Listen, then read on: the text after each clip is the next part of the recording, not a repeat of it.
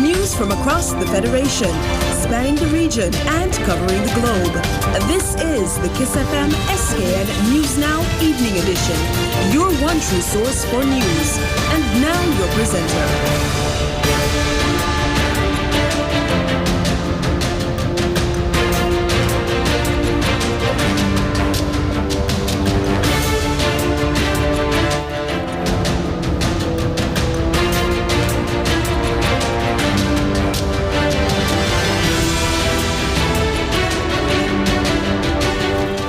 Good evening, I'm Ebony Brander, and today is Wednesday, the 22nd day of February 2017. This is the SKN News Now Evening Edition. In the headlines tonight, nationally, the St. Kitts Nevis economy performance in 2016 has been downgraded even further. And Honourable Nigel Cartier blasted the government for keeping the public in the dark for 2 years regarding their plans for the Bastia High School. In regional developments, we'll take a look at what the Odebrecht scandal, which started in Brazil, is actually all about, and how it became the largest scandal no one has ever heard of. Internationally, the British man responsible for the suicide bombing in Iraq this week was a former Guantanamo Bay detainee. These stories and more straight ahead tonight in this evening's edition of SKN News Now.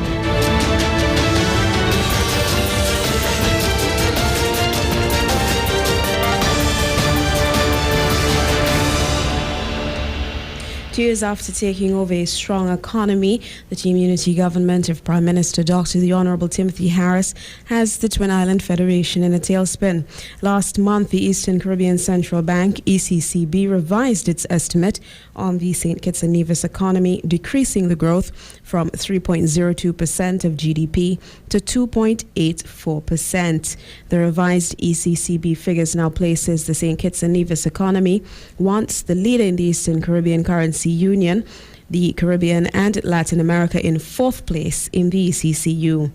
On Tuesday, former Finance Minister Right Honourable Dr. Denzel Douglas said these figures are simply more evidence of the deception and failure of the Dr. Timothy Harris-led Team Unity government.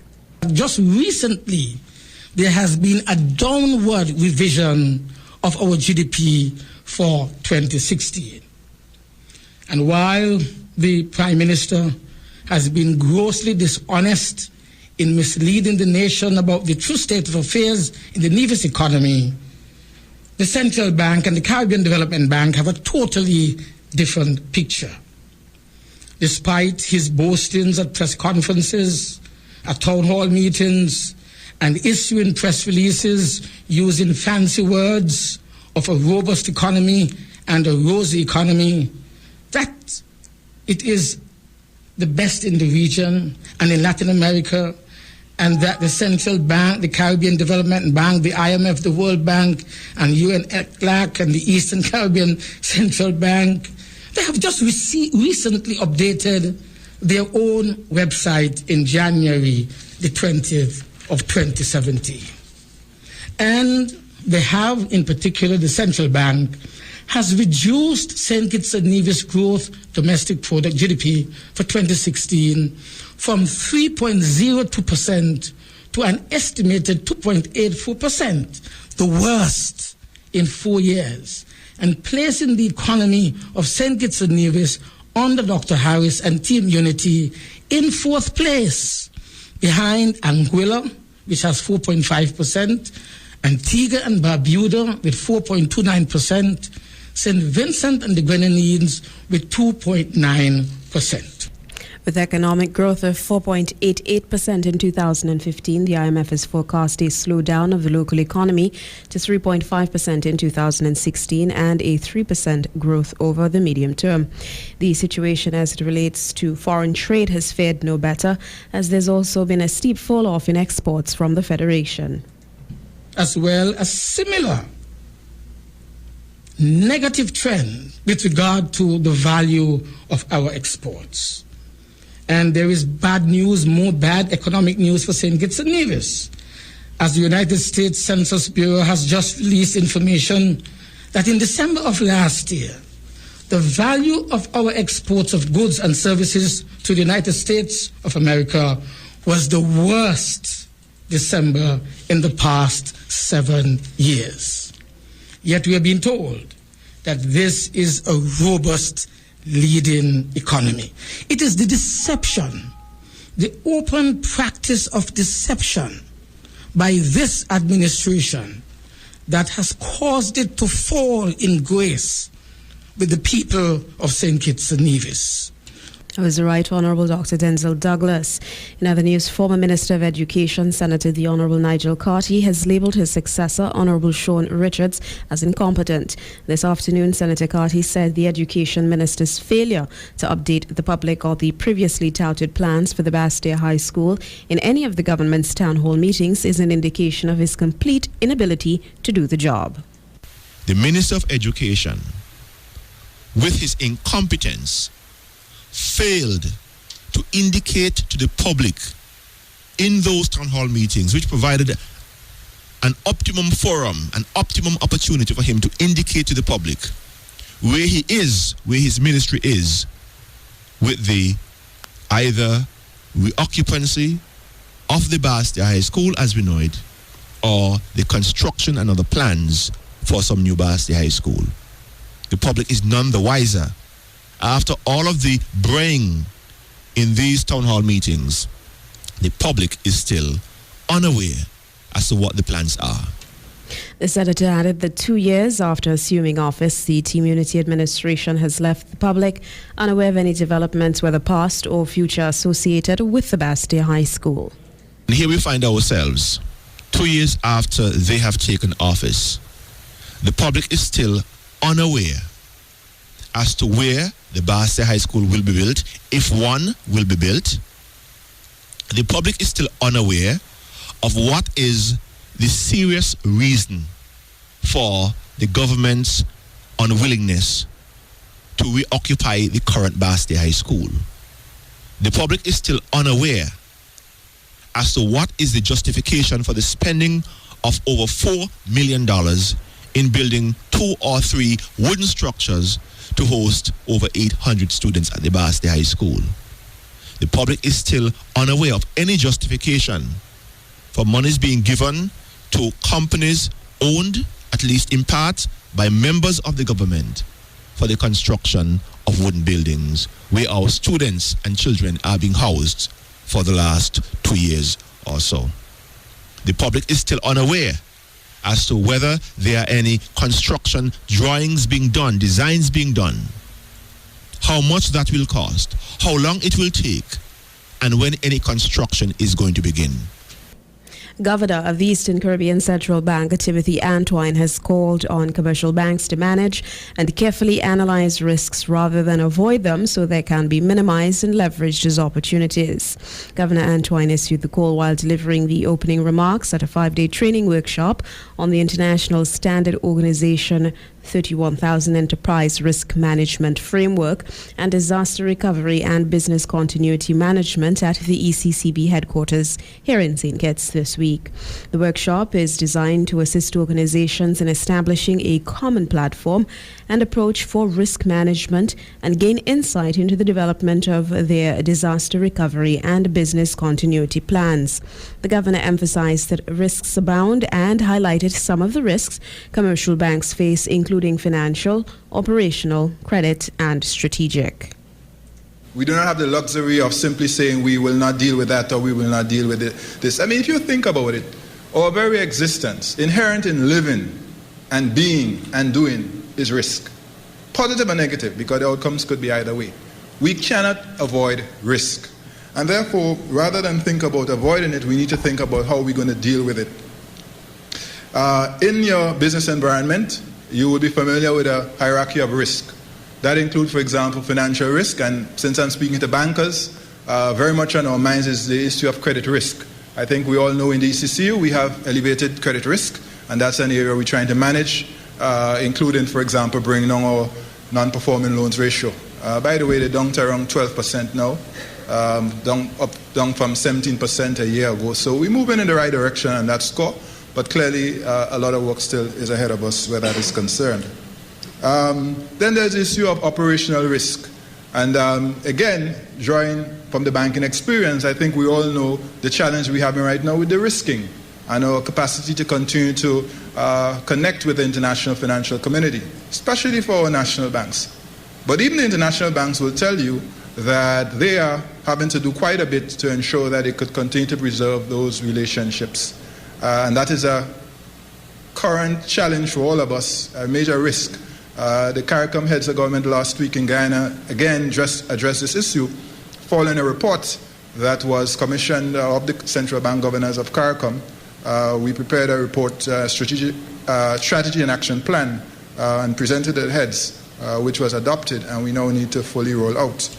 He noted that avoiding risk is not an option. Rather, banks have a responsibility to manage their risks, and a failure to do so constitutes a dereliction of their duties. Risks have to be managed. We can't avoid, and risk avoidance is really not an option. I mean, you may on occasion decide you're not doing this or you're not doing that. But the truth be told is you have to manage risk. If banks took the position, well, it's a risk to make a loan, then banks will not make loans. And guess what? You don't have a loan book, you're going to be out of business in a hurry. You got to make loans. And you got to make a judgment based on obviously some tools that you have about whether or not you're going to make that loan or not. And that is what I'm hoping this workshop this week is going to be all about. Empowering you with the tools to actually help you manage risk. Recognizing that they are bound and recognizing you have a responsibility to manage them. In fact, if you don't, that's a dereliction of your duty. That's malpractice. Yes, I said that. So that you have to take this issue very seriously and bring something to the table when it comes to risk management. The governor also encouraged the bankers to consider the risks they are taking, the risks they are failing to take, and whether they are taking the right risks. Mr. Antoine said that careful analysis of risks provides an open approach which will help them to mitigate their risks while tapping into and leveraging opportunities. We have to take some risk, and the question is, are we taking the right risk? Sometimes I meet people who don't want to take any risk at all. Nothing ventured, nothing gained. And if you think about it, if I think about my own life, somebody took a risk on me when I was appointed PS in Finance how many years ago, in my early 20s or mid-20s. Took a risk on me. And some people called me rookie at the time. And some people were even disparaging. Not a lot, to be honest, but there were a few doubters and detractors. And you will always find those in life. But guess what? Somebody took that risk, and ultimately, for them, it paid dividends. So whether it is in personal decisions, whether it is in businesses that we determine to pursue, we're going to have to take some risk. And I worry sometimes about the risks we don't take. I worry about the risks we don't take. So I worry about the risks we're taking, but I also worry about what we don't take. Because as an economist, I'm obviously minded about opportunity costs, opportunities forgone, and I think about what did we miss or what are we missing. Not just what we're doing and what could go wrong and not go wrong. What risk are we taking? Are we taking the right risk? As managers and leaders, we got to think about that because I think it provides us with a more open approach to not just minimizing or mitigating, but also tapping and leveraging opportunities. Because in the space that we operate, there will be opportunities. Threats, yes, but there will also be opportunities. The workshop is being conducted by Ian Keel, President and Chief Executive Officer of Certified Information Security. The sessions will cover the principles and process of risk management, a thorough overview of the requirements of ISO 31000 and practical guidance in designing and implementing a suitable ERM framework. The workshop attendees represent 8 commercial banks, ECC risk liaison officers and 1 private company, all of which operate within the ECCB member countries. A public forum organized by the St. Kitts Nevis Labour Party will be held this evening at the St. Peter's Community Centre. Public corruption, affordable housing, democracy under threat and protecting the electoral franchise are the issues up for discussion at the town hall meeting, which begins at 7:30. Political leader of the St. Kitts Nevis Labour Party, leader of the opposition and parliamentary representative for St. Christopher VI, the Right Honourable Dr. Denzel Douglas, will make a presentation on protecting the electoral franchise. SKNLP chairperson and parliamentary representative for St. Christopher II, Central Bastille, Honourable Marcella Liebert, will present the topic Democracy Under Threat. The topic, public corruption and affordable housing, will be presented by the Labour Party's caretaker for St. Christopher 8, Dr. Terence Drew. The public forum will be moderated by the SKNLP Parliamentary Representative for St. Christopher No. 3, West Bastair, Honourable Conris Maynard. A question and answer section will follow the presentations. Irvin Welsh, founder and chief executive officer of the social movement Positively Inclined, has let off an ample amount of steam regarding the apparent unhelpful collaboration between local churches and the government on the issue of crime. In a statement posted on his company's website, Mr. Welsh observed that the church and the government are holding one tongue, something he says is easily observed by all. When I sit down and I see a government talking about prosperity, and I see posters posted up from a church that are talking about prosperity as well. Whether you look at politics or you look at the church, it's the same thing that they're saying. They're holding one tongue. And the only people that seem not to be able to see it are the people who are supposed to be people of God. Because everybody else could see it. You think that people are not educated, and so they perhaps can't read well, they can't do some maths in school and so forth. They repeat and they go to school with some sort of certificate that's a waste. And you think that they're uneducated, but if you understand what education is, you understand that maybe they're not well schooled, maybe they're not fit for it, maybe they have some challenges, but they understand things and they can understand hypocrisy. It doesn't take anything to see that. It doesn't take anything to see how false this thing is. Making reference to the National Crime Reduction Symposium, at which the featured speaker was Dr. Neil Chaitan, a self-proclaimed international crime reduction specialist, Christian and motivational speaker. Mr. Welsh said the fact that persons found Dr. Chaitan's religiously steeped presentation entertaining is an indication that something is very wrong with society. We want to hear the man come and talk and say, and I can say, God here, and we clap. Oh, yes, we clap for that. We clap for that because he said, God here. Oh, you mean to tell me when Jesus was here, right? When Jesus was on the earth, Jesus could have seen the snares they put for him. What kind of spiritual person are you to sit down in an audience and not see the snares, not see the falsities? To clap. The same man them who going out there and doing things, you know, the man they're seeing the falsities. And you sitting down in there talking and glorifying God, supposedly, and you can't see none of it. Well, who is who? Because God is about the heart, you know. So if your heart ain't seeing what God's saying, but them who doing the negativity, seeing what the problems are, check yourself. Because something is wrong. Something is definitely wrong. Finally, this evening, Police Constable Delroy Stapleton has been arrested and charged in connection with an incident that occurred in Frigate Bay in June of 2017, or that should be 2016, on the 26th of the month. The officer was charged this Tuesday with the offences of inflicting bodily injury with a weapon and unlawful discharge of a firearm. Officer Stapleton, who was suspended from all duties with immediate effect pending the determination of the charges, subsequently appeared before the Bastair Magistrates Court and was granted bail in the amount of $25,000 with two sureties. Commissioner Ian Creeley, commenting on the incident, said, though these types of investigations do take time, the necessary protocols have all been followed. The incident was investigated by the Violent Crimes Unit and the Office of Professional Standards and was reviewed by the Office of the Director of Public Prosecution. Still to come in regional developments this evening, the Barbados Labour Party is staging a March of Disgust this weekend. We've got the details in a moment.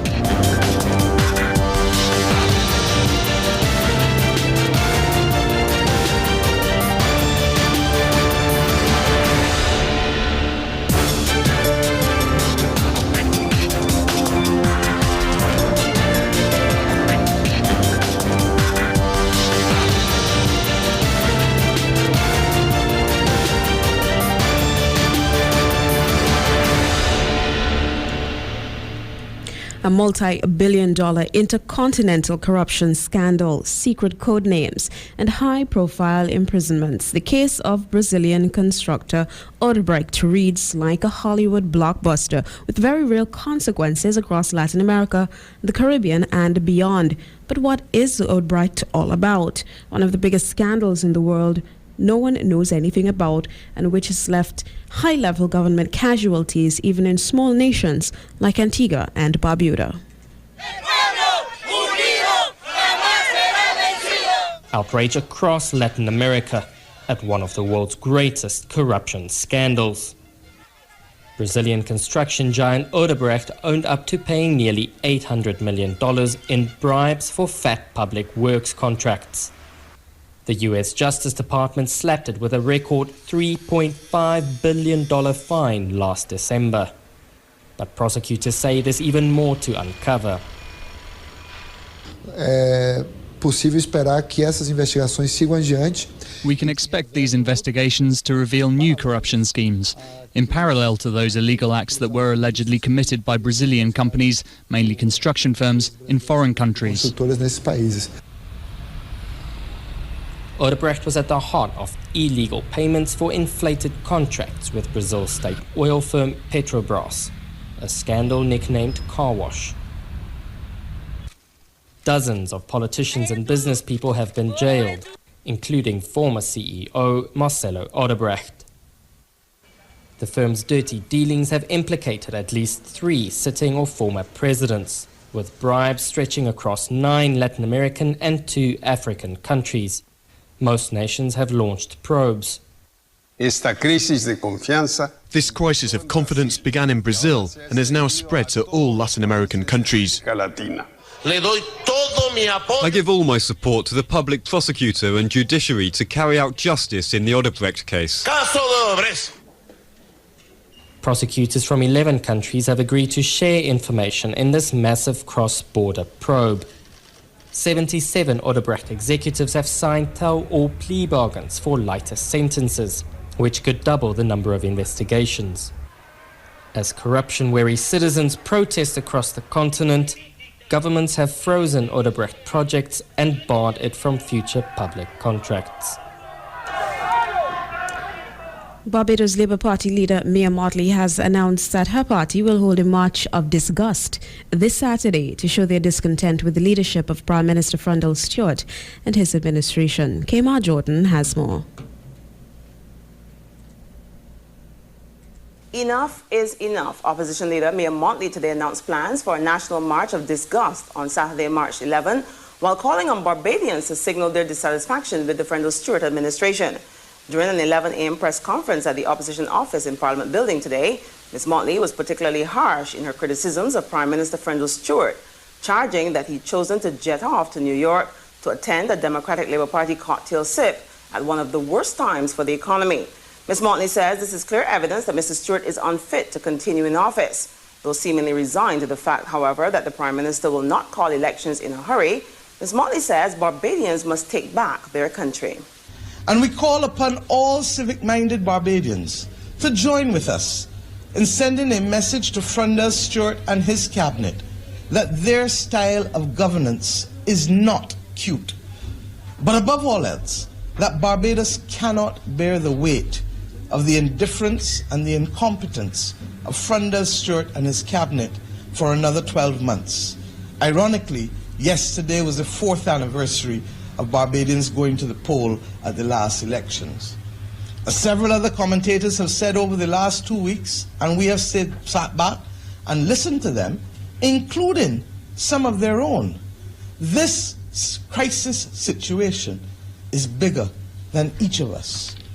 We in the Barbados Labour Party are therefore determined that no one, not even the titular leader of this country, must be allowed to stand in the way of the urgent need to stop the hemorrhaging, to stabilize the country, and to put us back on the proper path to recovery. The opposition leader also blasted Stewart's handling of the ongoing legal wrangling at the Central Bank of Barbados between the governor, Dr. Delal Worrell, and Finance Minister Chris Sinclair. She says the Prime Minister is clearly incapable of sorting out the country's problems. Termination of the employment of a governor of the central bank is not a small matter. It is a matter of the highest national importance. If Sinclair did not communicate with Mr. Stewart, then Mr. Sinclair should be fired. But if, as I believe, he did discuss the matter with Mr. Stewart, the Prime Minister is plainly attempting to delude and to deceive Barbadians by stating that he has not made himself, quote, privy to all that has been happening, unquote. From the time the story broke 2 weeks ago, the Prime Minister was under a duty to make himself privy. His abdication of the duty to inform himself about the matter is nothing short of gross incompetence and recklessness. Worst of all, he is hanging Mr. Sinclair out to dry. Governor of the Bank of Jamaica, Brian Winter, has reported an upturn in the Jamaican economy in the final quarter of 2016. The growth, which has been described as positive and encouraging, is projected to continue well into 2017. Theodore Henry reports from Kingston. The Jamaican economy recorded its 8th consecutive quarter of growth in the quarter ending December 2016. With the exception of manufacturing, mining and quarrying, and producers of government services, all industries are estimated to have grown for the review period. With GDP growing at 1 to 2% in the December quarter. 1.5 to 2.5% growth is expected for the next 4 quarters based on increased investor confidence and more investment activities. Sustainable and equitable economic growth accelerates when macroeconomic conditions are stable. The BOJ's governor says the economy will also benefit from the structural and macroeconomic reforms to be undertaken under the recently signed IMF precautionary standby agreement. Still to come in international developments tonight, Amnesty International says the divisive and dangerous politics is threatening human rights globally. We've got the details in just a bit.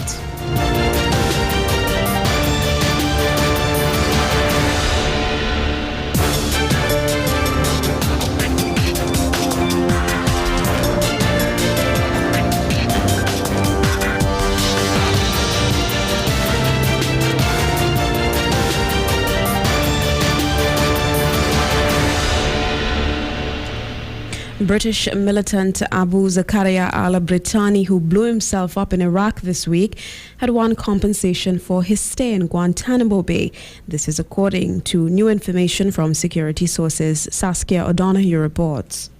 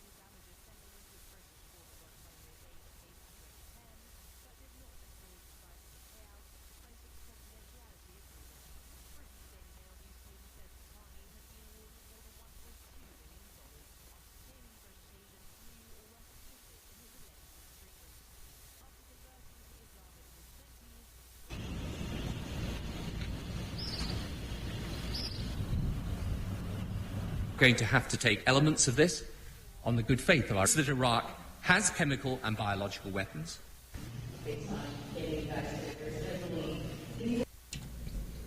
Amnesty International says a rise in divisive and dangerous global politics threatens to push back human rights around the world. The rights group says France was one of the countries which illegally deported refugees. France's extended state of emergency, meanwhile, has led to heavy-handed security measures. David Charter reports. So close, yet still so far.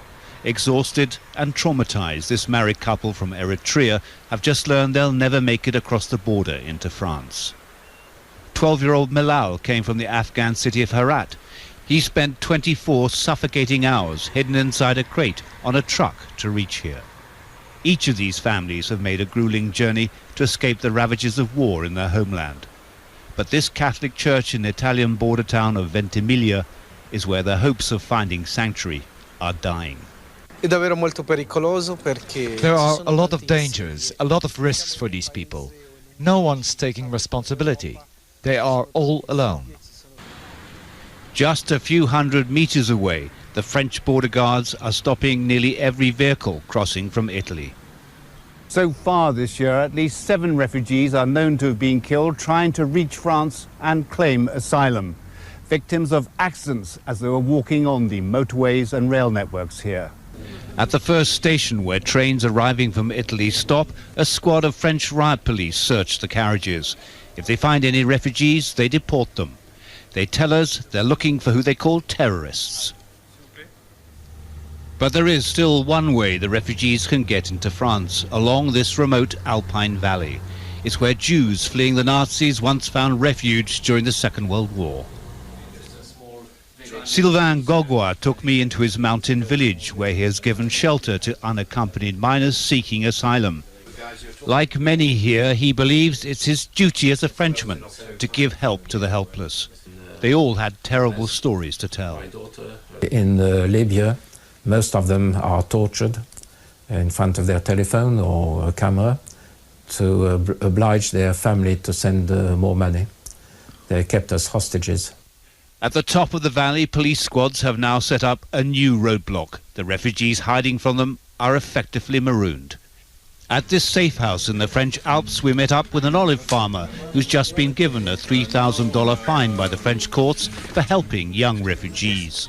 On the one hand, the juvenile court are asking for my advice, while another court is suing me. It's totally schizophrenic. Warming their hands by the fire in the chill mountain air, 2 16-year-old Tuaregs from Mali. Najou has twice been deported from France. Like his friend Abdullah, his parents are in a refugee camp in Niger. Najou is a talented musician. This is a song about freedom. France is deporting young refugees it has a duty to care for under international law. The people who do help them are put on trial.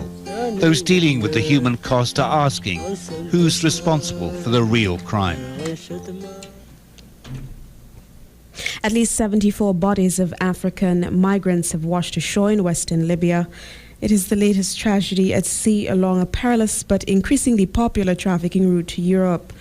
A torn rubber boat with a capacity of up to 120 people was found nearby. Body bags lie in their dozens on the Libyan shore as aid workers handle the remains of migrants who'd been trying to reach Europe. A team from the Libyan Red Crescent recovered the corpses, which were placed in body bags.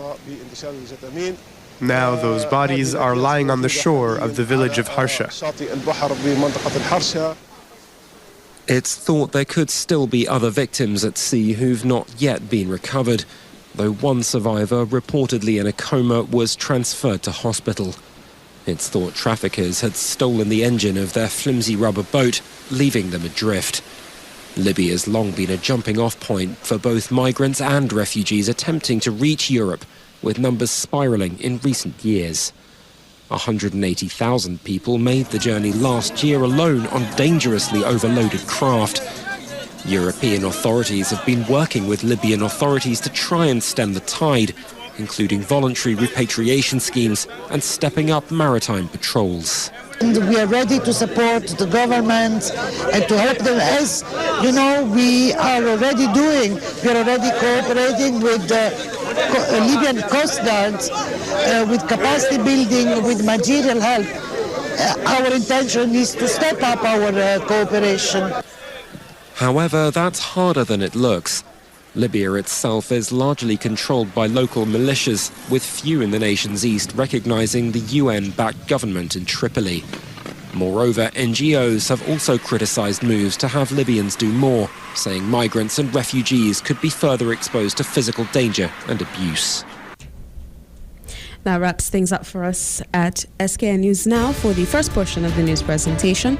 Now for a recap of our headlines this evening. Nationally, St. Kitts and Nevis's economic performance in 2016 has been downgraded even further by the ECCB. And Honorable Nigel Carty blasted the government for keeping the public in the dark for 2 years about their plans for the Bastia High School. Regionally, we examine the Odebrecht scandal, which started in Brazil, and how it became the largest scandal no one has ever heard of. Internationally, the British man responsible for the suicide bomb attack in Iraq this week was a former Guantanamo Bay detainee. Stay with us, still to come this evening, Sports Zone.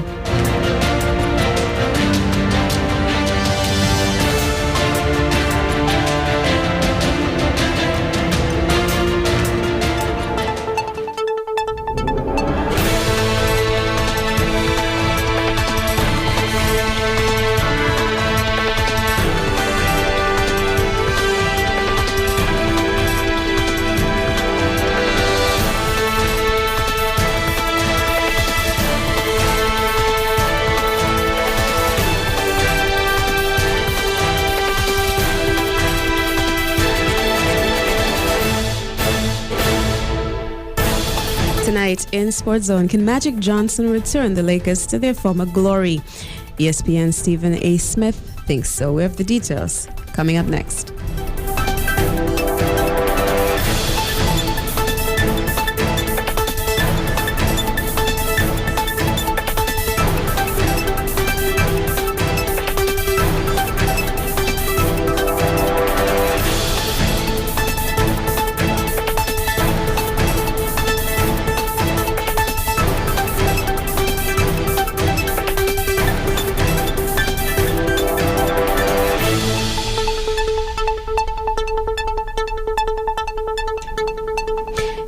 Magic Johnson restore the Lakers to their glory days? This is the question.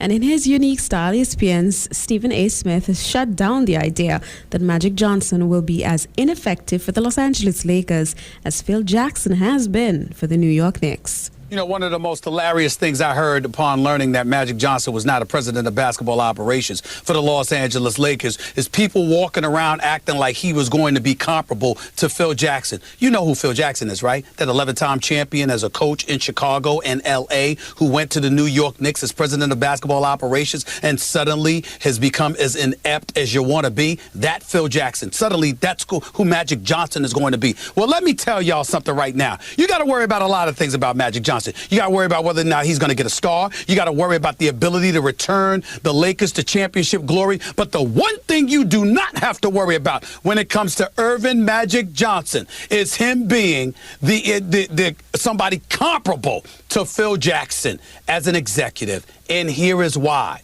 Magic actually wants this job. Phil never did. I'm going to say it before. I said it before, and I'm going to say it again. Phil Jackson never wanted the New York Knicks job. He laughed at the notion of being an executive for the New York Knicks. He laughed at the notion of being president of basketball operations under James Dolan because James Dolan kept throwing money in his direction, until finally Phil Jackson told confidants, look, I'm not that stupid. The man keeps throwing more money at me. What do you want me to do? I've got to take it. So in other words, this 11-time champion who made millions as a coach in Chicago and Los Angeles decided to go for a money grab in New York City. That is not Magic Johnson. Magic Johnson wants to be running the Lakers. He wants to be on the job. He shoved business opportunities aside. He's allocated responsibility to others, all because of the glory that the Los Angeles Lakers once held under his stewardship, by the way, and what he wants to return them to. That is what you want the leader of your franchise, the face of your franchise to be, not somebody who's walking around saying, damn, I'm getting paid, so I guess I got to act like I want the job. Y'all feel me? Africa will be looking to double the number of places it has in an expanded World Cup from 2026. The continent's Football Association presidents have told football's world governing body FIFA that they want at least 10 spots in the 48-team World Cup. That would be double the 5 places Africa had at the 2018 and will have at the 2022 events. Europe is seeking a minimum of 16 places, up from 13, and wants its sides to be separated in the opening group stage. The first phase will see 16 groups of 3 teams, with the top 2 advancing to a 32-team knockout phase under plans approved by FIFA last month. Asia are expected to get 8 to 9 places compared to 4.5 now, and South America, which has 10 member countries, a total of 6, up from 4.5. The CONCACAF region, made up of the Caribbean, Central and North American countries, would get 6.5 places compared to 3.5, with Oceania, the smallest Pacific Islands confederation, having 1 automatic place at the finals instead of 0.5 or half. Finally, tonight in sport, the United Kingdom gambling authorities have opened an investigation into Sutton Reserve goalkeeper Wayne Sutton in an incident which is now being called Piegate. We hear the details in this report. Some people are calling it Piegate, after the Sutton Town Reserve goalkeeper Wayne Shaw was filmed eating during his team's loss to Arsenal on Monday. An investigation has been launched by UK gambling authorities. Now, an online betting site, Sunbets, offered 8 to 1 odds that Shaw would eat during the match, and he obliged. Now, he's been forced to resign from the club, who are under investigation, and he could be fined for spot betting. He says it was just a bit of fun. And that brings us to an end of this evening's edition of SKN News Now. On behalf of Leslie Joseph and Kenny James, I'm Ebony Brandon, wishing you a very, very pleasant evening. Goodbye.